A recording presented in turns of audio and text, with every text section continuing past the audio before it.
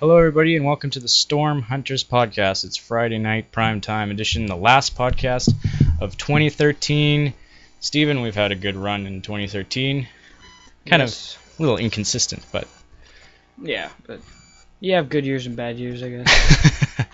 So tonight we got a full show to finish off 2013. Couple of things I want to just cover right off the top. If you go to saskatchewanweather.ca, the complete season of Storm Hunters is now available online. You can check that out. Complete season listed there. Stream those all instantly for free, and let us know what you think. We really want to take it up a notch for the second season, and if you want to help us make that possible by adding new camera angles, potentially even an in-car live stream, you can back our Storm Hunters project on GoFundMe. You can get the link below the podcast player, and that's really you can get awesome rewards and stuff by backing us on that. One other quick thing to note is our 2014 calendars are out with some really cool, some of my best photography of the year, all edited and optimized for calendar format, and I gave Steven one of these for Christmas. It's awesome. You like it? I had it in my room. And so there's two versions. There's the Prairie Storms edition, which is all storms, and second edition is extreme weather and nature, so this has some different nature shots, things like that. Okay, we are going to get going with Jesse Walters right off the bat to join us on the round table.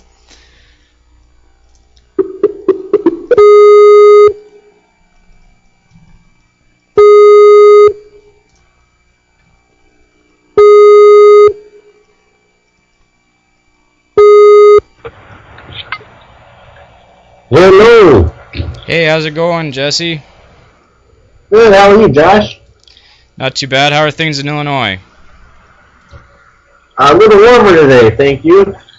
Same here. Yeah, we had a pretty big warm up today too. We got up to like 2 degrees Celsius, and now tomorrow I think it's gonna go down to minus 25. Yep. So drastic change right away. Yep. Yeah, we're not too happy with you, Josh. You keep sending your air down here, and it's a little early for the year and whatnot. But you know, we still love you and all, but you can keep it, all right? Okay. Well, I'll see what I can do, but We just have so much.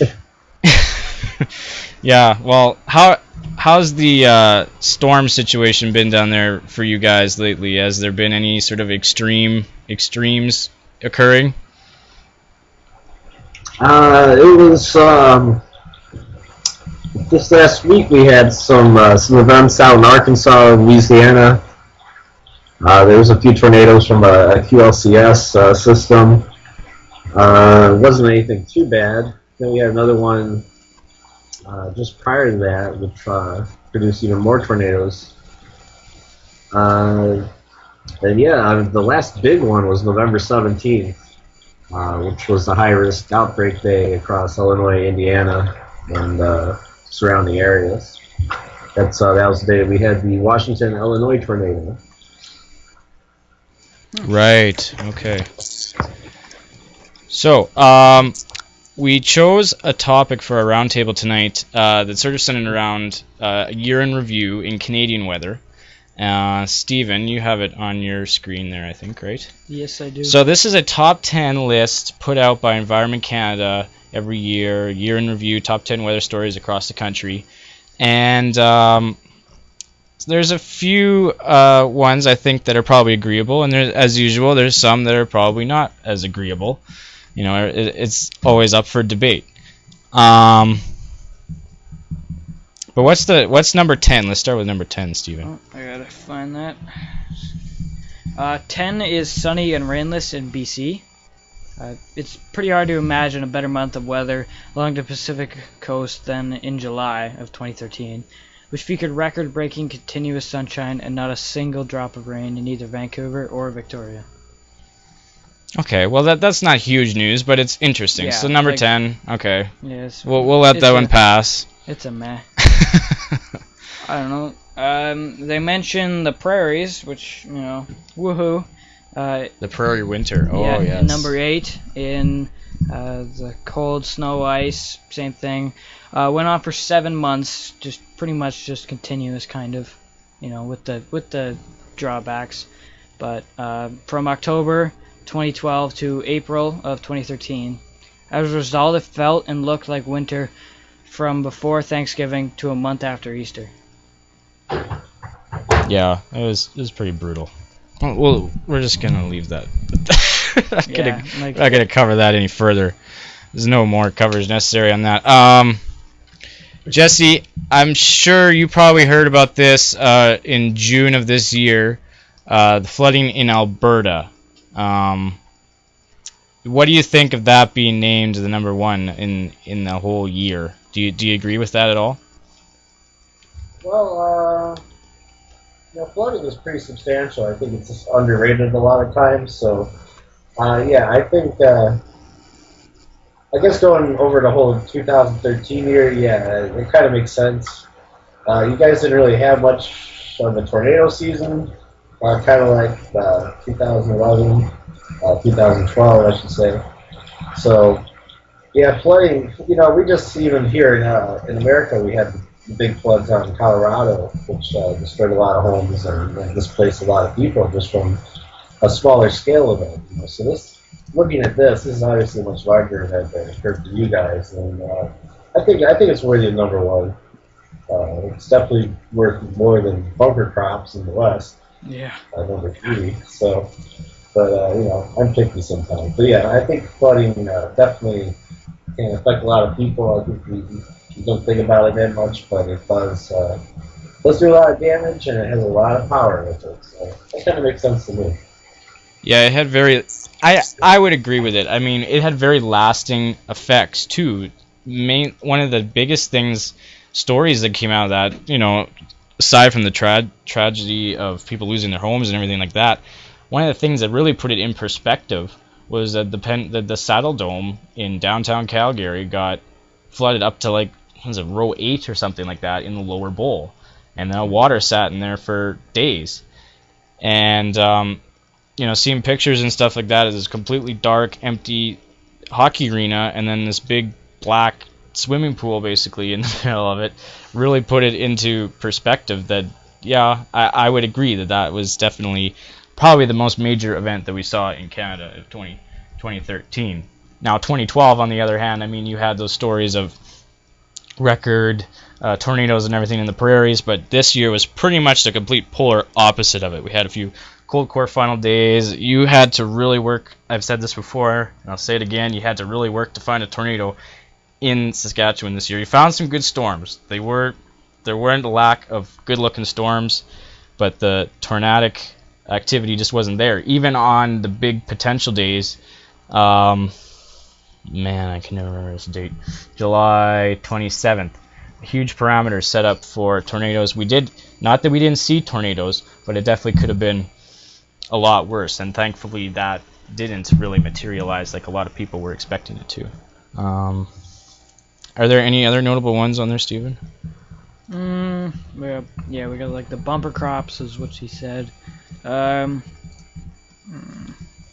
don't know. We got the rebound in the Arctic Ocean and the Great Lakes, which is, I don't know, it's kind of, why not? In the Eastern Arctic, the coldest summer in 15 years helped slow the sea ice melting in the Canadian Arctic Ocean.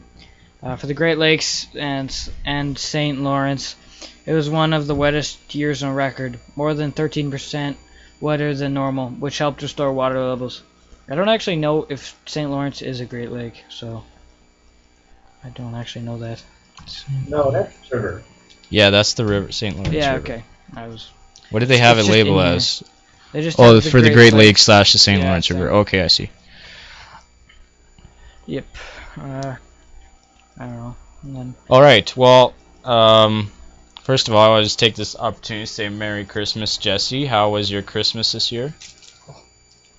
Thanks, Josh. Merry Christmas to you and everyone here. Yeah, it was all good. Got a new wall clock that has a picture of a tornado from like 1972 somewhere. And but yeah, we got some custom-made shirts from my mom and dad, so we're pretty excited. Can't wait to get back on the road. Hopefully in the Dixie Alley region sooner than later. It's been a while. I got my Christmas hat on, Steven. You like my Christmas hat? Yeah. So, we're going to go on to our featured guest for the evening. Katie Nymanen is not available to join us tonight, so Jesse Walters has graciously agreed to stand in her place and join in on the panel, so thank you very much to him. Steven, you can occupy everybody while I get Ricky up here. Okay. I don't know. What do you want me to do? What do I want you to do? Come up with a How about question. you talk about number 2, Steven? I thought that was pretty significant event on the list. Toronto getting hit with the 2 separate storm cells. Oh, yeah. That created all that flooding rain. I know Toronto doesn't have the best drainage system over there, if I remember correctly. No, I've actually been to Toronto many times, and it is hot, like, year-round. Like, you know, the air pollution obviously has a little bit to do with it, but, like, it rarely snows, and when it snows, like, just a couple centimeters, people go crazy. So, like... Jesse, did you ever hear the story of when Toronto called in the National Guard because it snowed? No, actually I didn't. I shouldn't say National Guard, it was the U.S. the Armed Forces, something like that. They called in the military anyways. That was in the 80s? Oh, God, I don't even know. I can't remember, but anyways, thankfully that hasn't reoccurred, but I think everybody living in Toronto has to live with for the rest of their lives with the rest of Canada teasing them about that. Yeah. About needing to call in the military for that, so. Well, because I don't know if you heard, but around the beginning, like around when it was going to become Christmas, a huge ice storm hit Toronto, and just and that's actually power and took out trees. A story as of late that has developed prior to or following this list coming out was the ice storm in Ontario left hundreds of thousands of people without power for a shorter period of time. And there was still people without power leading right up into Christmas Day. Yep, some like 70,000 or 30,000, something like that. But and looking at the pictures from that is just unreal. Yeah. I Skyped with some family of mine in Ontario on Christmas Day, and they live in Kitchener-Waterloo area.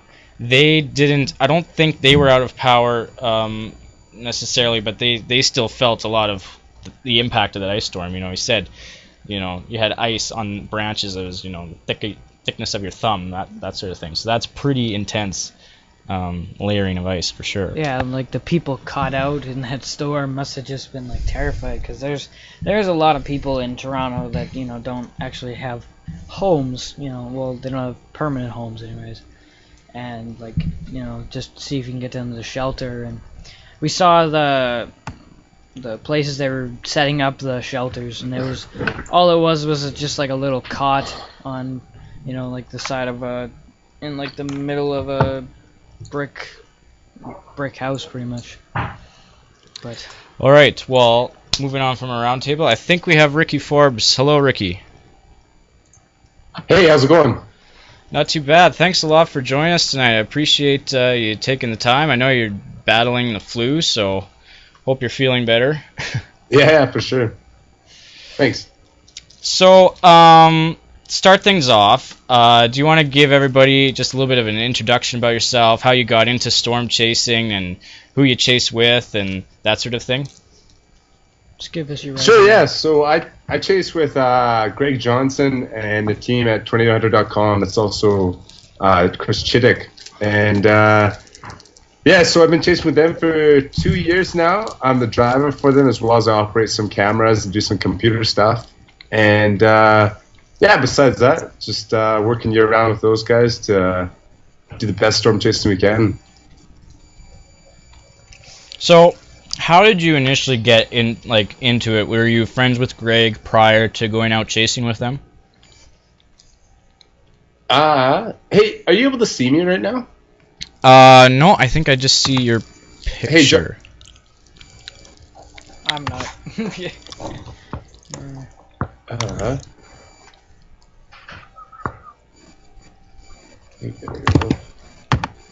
There we go. I think I got something now. You won't be able to see me, sorry, but I can see you now. oh, okay, perfect.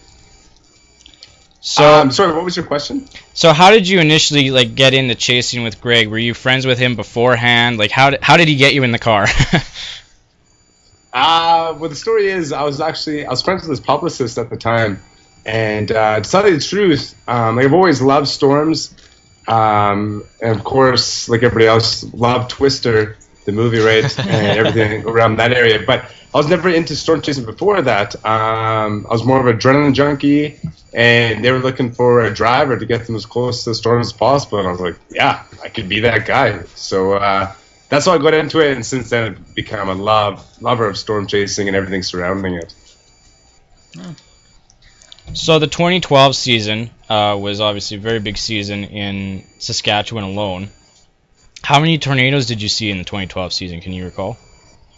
I think 2012 was 45 or 46 Wow. tornadoes. Yeah. What was your most memorable one from that season? I know. 2012 was. Sorry, go ahead. I hate to put you on the spot, but I do this for everybody. Oh no, there's one. I think it was the best tornado I've ever seen, and it will. I think always will be. It was April 14th. It was the Great Bend tornado. Okay. And what it was, it started off as a wedge, and we actually got to stay with it. It lasted for 3.5 hours. Wow. And it formed, I think it was 13 or 14 different tornadoes it threw out, and every kind you can imagine, and they're all perfect photo opportunities. So it started off with a F4 wedge, and then it went away for a bit, and then it came back as like the perfect funnel, and then it went away for a bit, and then it came back as one of the most amazing ropes, about a 2-mile long rope.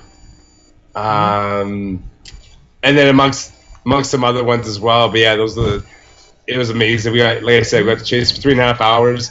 And lots of times it was just us on the storm. There's no other chasers around, so it was pretty cool. So, 2013 then, one of the most insane chases, at least video-wise, that I've seen from you guys, was the beating you took from hail in Montana. Give us a little synopsis of what that day was like. Yeah, sure. You know what?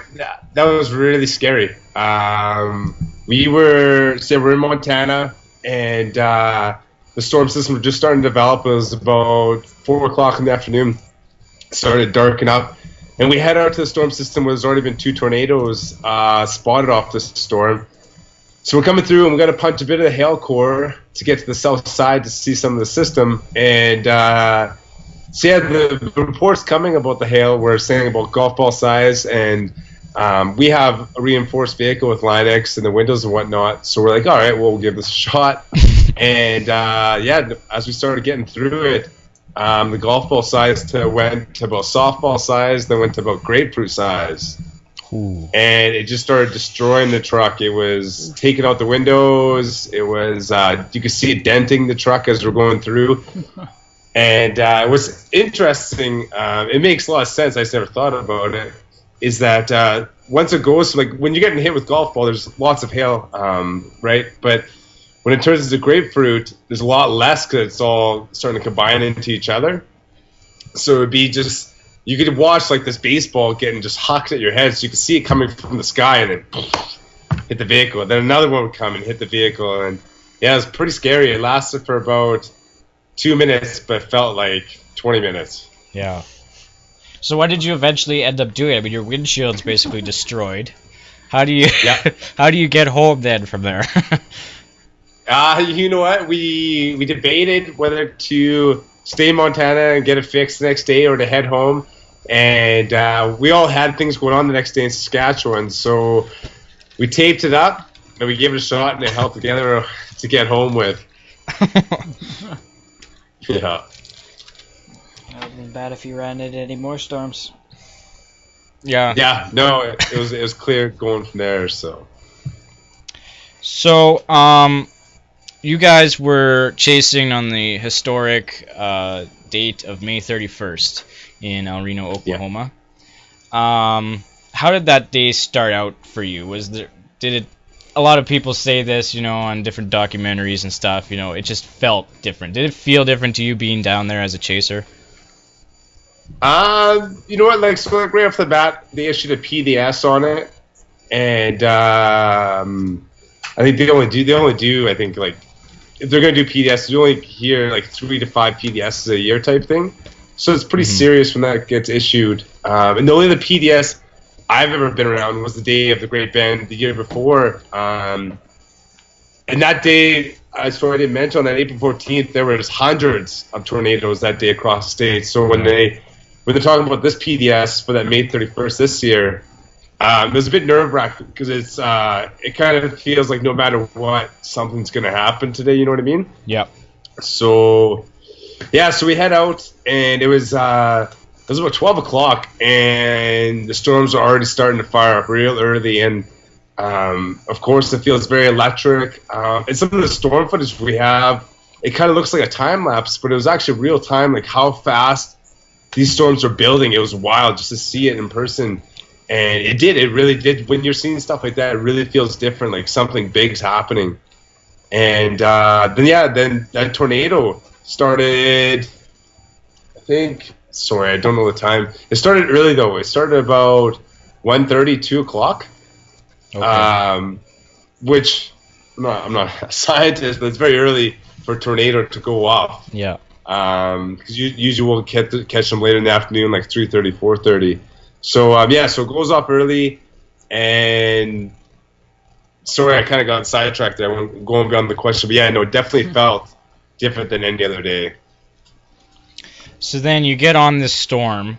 What was the interval? Can you recall at all what the interval was between you getting on the storm and the tornado forming, or was the tornado already on the ground when you got on the storm? Yeah, by the time we got to the storm, we were only 15, 20 minutes away, but by the time it went up, it was already throwing down a tornado. And so within 10, 15 minutes it throws out a tornado. And then it was we chased it for about another, I don't know, it would have been about another 15 minutes. And that time we got some footage of it throwing down some sisters. At one point there was 3 tornadoes on the ground circling each other, and then it formed into a larger tornado, those 3 sisters. And then it just exploded, and everything went to hell after that. So then, what can you, in your own words, from your view driving, what transpired then from the time where you shot those suction vortices and stuff around the tornado? What transpired to it getting close to you? What was your initial reaction when it was getting close to your position?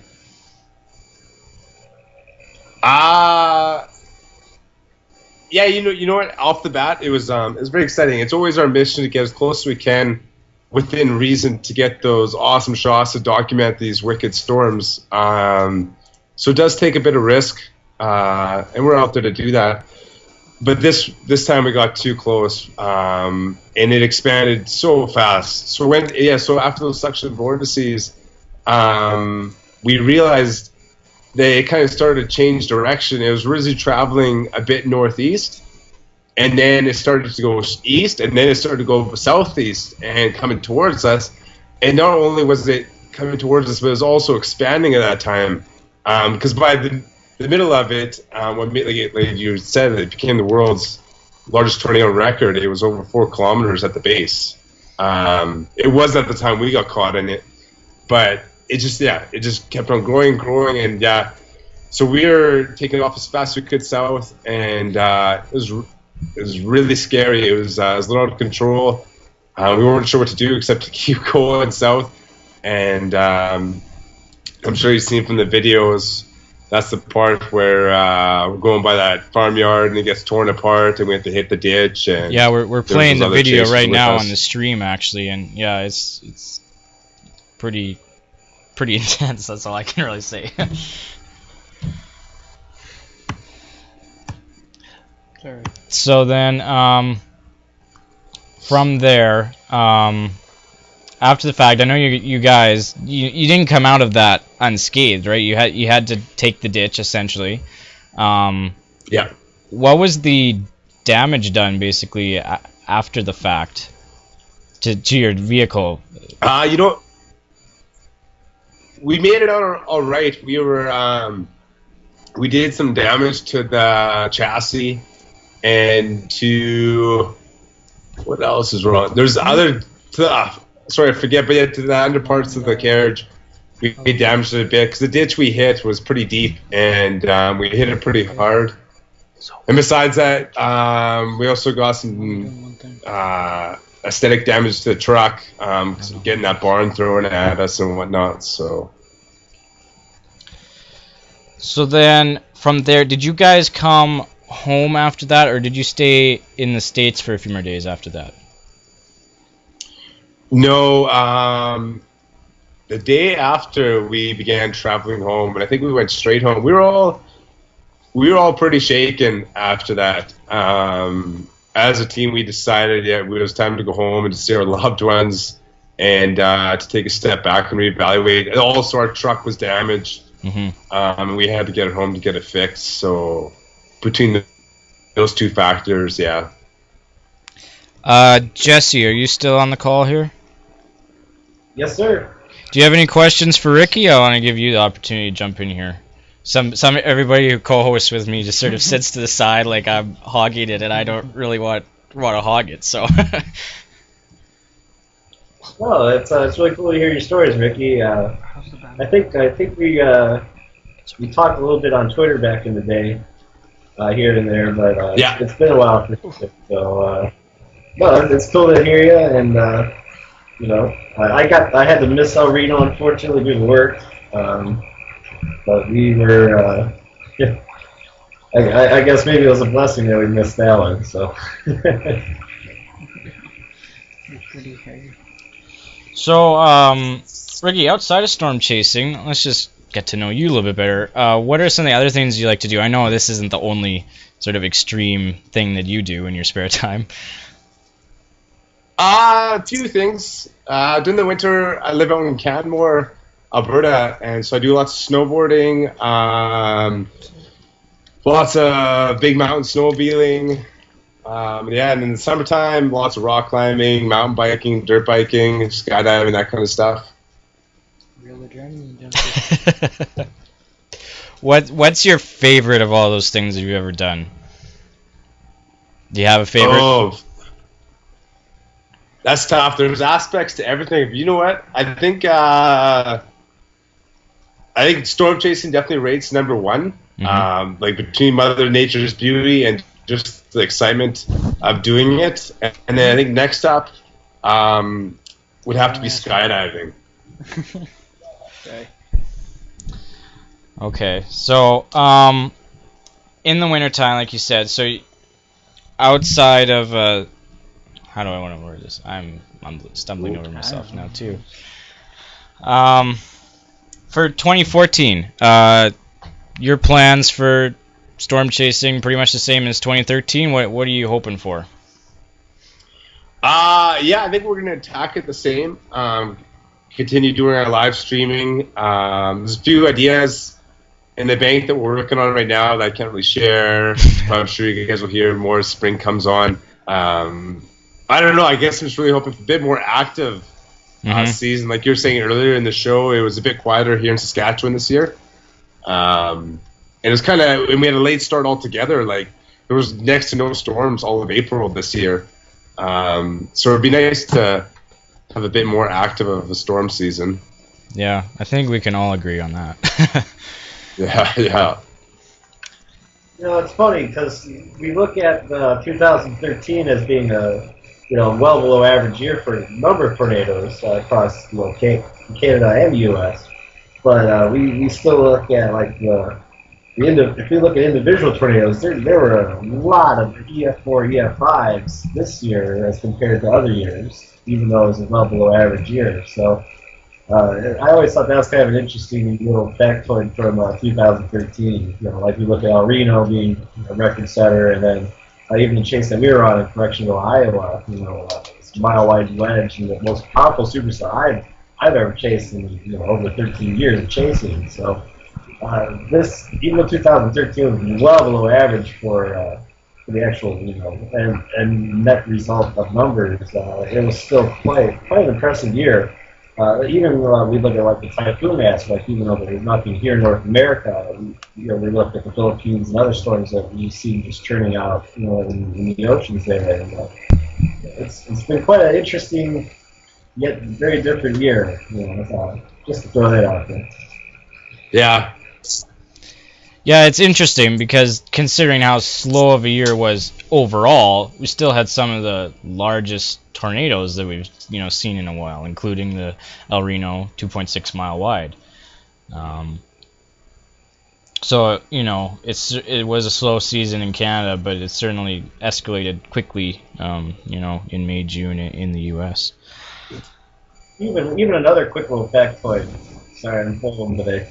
So we look at like the November 17th outbreak that occurred across the United States. That was the actual busiest day this whole year that produced tornadoes. Yeah. November 17th of all days, not May 17th, May 31st, November 17th. It's been quite goofy, if you will, but definitely been keeping us on our toes as chasers and meteorologists, that's for sure. It's good. Sometimes you need that. Steven, you got anything to add here? Not really. Pretty much covered everything I was going to say anyways. Really? But yeah. It doesn't happen very much. No, it doesn't. Hey, Josh. I'd like to talk. Yeah. I had a question for you. Did you guys get to chase the Crailman storm in 2012? No.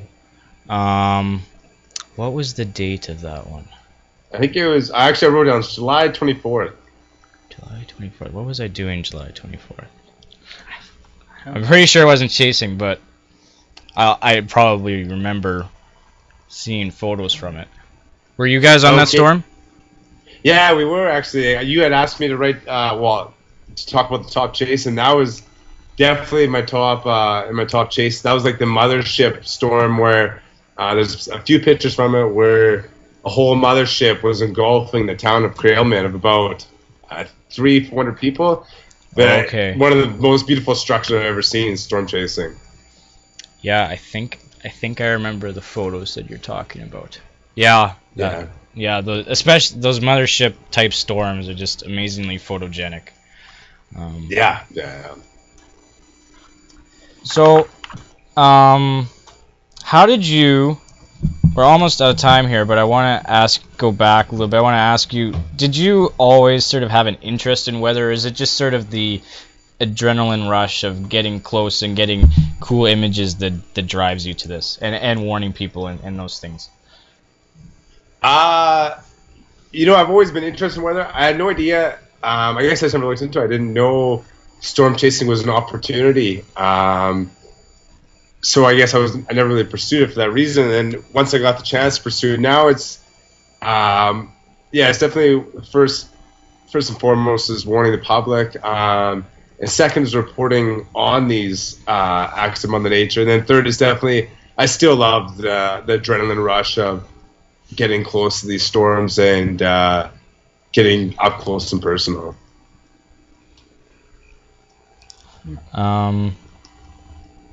My mind always blanks out. I don't I don't do these podcasts often enough. So what are your we kind of do this a lot. So now that we're at the end of 2013, looking into 2014, we sort of say, what are your meteorological or non-meteorological predictions for 2014? Oh. Is that even a word? I don't know. Steven says not even a word. I said, I don't know. I would even you know what, you could say anything, and it could be true or not true. You know, I don't know. We went over this last year, and there was a bunch of predictions, and none of them really played out. Yeah. Just gotta fly by Yeah, I don't know. the accounts. I really don't know what to tell you on that one. It's really hard to predict it. Do you what do you think? Well, okay, let's put it this way. We'll talk, since we're in Saskatchewan, we might as well talk about winter, right? Sure. What do you let me see, I think, what do you do in the wintertime to occupy yourself? I know you go to Alberta. Do you find spending the winter in Alberta, do you find it Relaxing? yeah, a lot more relaxing than if you were in Saskatchewan for winter? Do you notice a big difference? 110%, yeah. The weather, like in Canada, we still get a lot of the Chinooks that Calgary gets, so often the weather is -10, -5. So yeah, coming from Saskatchewan, you know that's t-shirt and shorts weather, right? Exactly. Yeah. That, and you get the hobbies of getting to go out, and there's 6 ski hills all within about a half an hour of my front door. Awesome hiking and views, and yeah, no, it's the winter out in Alberta is awesome. Well, Steven, we're gonna have to move there in the wintertime. Yeah. This is ridiculous. Bold. This roller coaster we're on. Today I got up to like 2 in Regina, and tomorrow's -25, and tonight's 5 centimeters of snow and 60-kilometer-an-hour winds, and Yeah, I was reading that. Like 83% humidity. God, it'll be dry. so thanks so much, Ricky, for joining us tonight. We'll look forward to hopefully having you on again some other time, and best of luck in the 2014 season. And yeah, you too. Merry belated Christmas and and everything. Happy New Year's. Yeah, and hopefully we'll see you out there in 2014. Storms are pretty few and far between, so I don't think too many chasers in Saskatchewan really cross paths that much. So. Yeah. All right. Well. Thanks a lot, guys. Yeah. Thank you. Have a good night. We'll talk to you later. All right. See you guys. All right. So Jesse, Steven, and me. How do we want to wrap this up? New Year's resolutions. There we go. Oh, there we go. This wasn't on my mind, but it's the last show of 2013. Trying to make the most of it. So, does anybody have any resolutions that don't involve weather? I gotta lose weight. yeah. I put 4 inches on my waist in the last 3 months, so I've been eating a little too well. I probably put 2 inches on my waist the last 3 days, so. Yeah, I gotta burn my stuff off, but God, I don't know. Outside of weather, I think that's it. Yeah, exactly. I don't know. I got one for the weather part. Probably just to see more storms and try and get, like as close as I can. You and I had to get on a better page this year. We really weren't on the same sort of schedule this year. We tracked stuff when we could, and then when we got into, we did get on a good chase. We thought, we have a storm, and gets to Regina and dies. Yeah, dies like 10 minutes out. But yeah, for me, I'd probably just say I really want to make 2014 season of Storm Hunters the best it can be. Jesse, have you checked out the 2013 season at all? Oh yeah, I've been watching. I think I've watched pretty much all of them. How many episodes were there? 8. 8? Yeah, I think I've seen them. We've got. I fast forward through the snow ones because I hate snow. Yeah, well, that's kind of what I think we kind of expected people to probably skip through those first 3 or so, get to the good stuff in like 5 and on. But what was your can you recall a favorite part of it? I just want to get feedback on it because I want to get people's feedback on our Make episodes. them better. Yeah. Just trying to make them better. It's kind of a silly moment. I think, if I remember correctly, I see your dad eating some food over there. You know what? You're not the first one to say that, actually, either. I went to a friend's house for supper one night, and he said he saw on Facebook this video. It was a clip from the webisode before I think it was released, and he said he just couldn't get over that Dave's sitting there in the driver's seat. I'm freaking out, looking around, and he's sitting there eating an ice cream sandwich. And what had happened was we had, met up that day and whatnot, and we're hanging out at the house and gonna get ready to go. It was sort of an instantaneous. It was sort of an spur of the moment chase, because basically we looked to the west, and this storm looked a lot better than it did on a radar, essentially. And so jumped in the car. Basically, he had pulled out this ice cream sandwich or something to eat, and he puts it on a plate and he starts eating it with a fork and plate in the truck.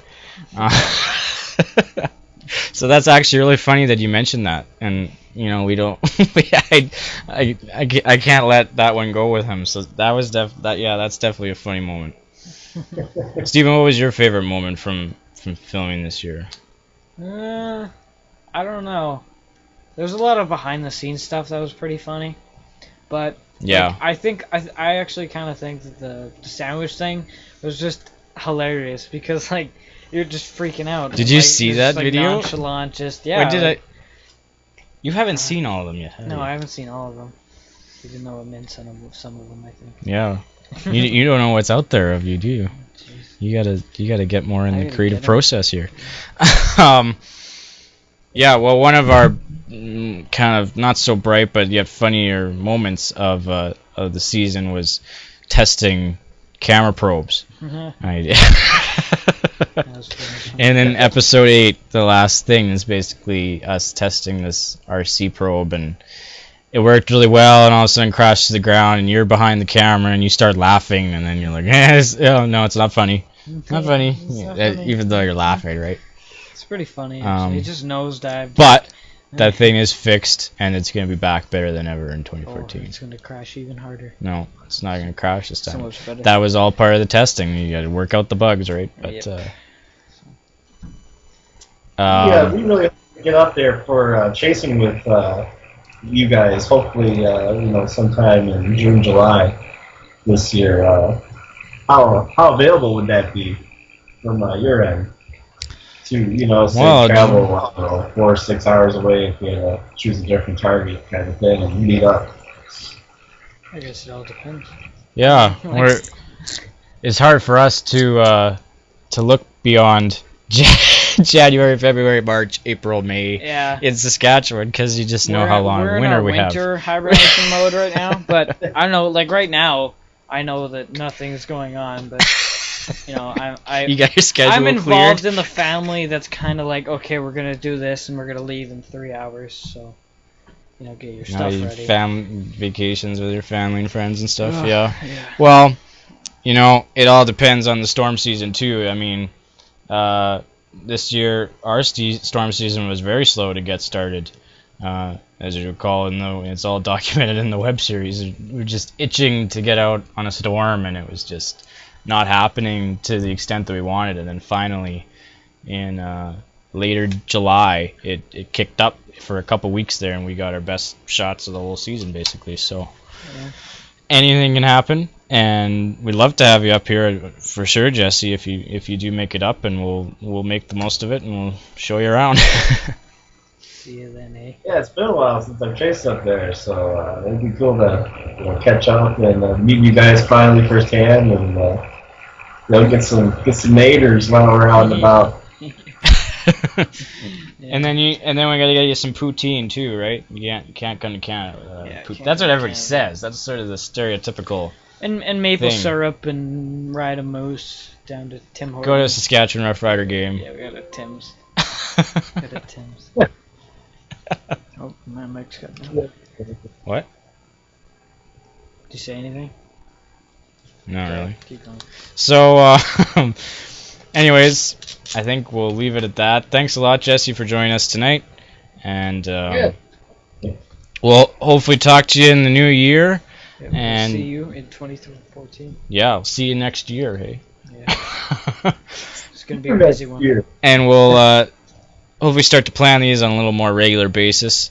Last couple months have been pretty busy with getting the web series out and everything like that, but now we're into the long winter months which we don't have a whole lot of wild weather to document, so we can focus on talking and reflecting on the weather and dreaming about the weather on podcasts.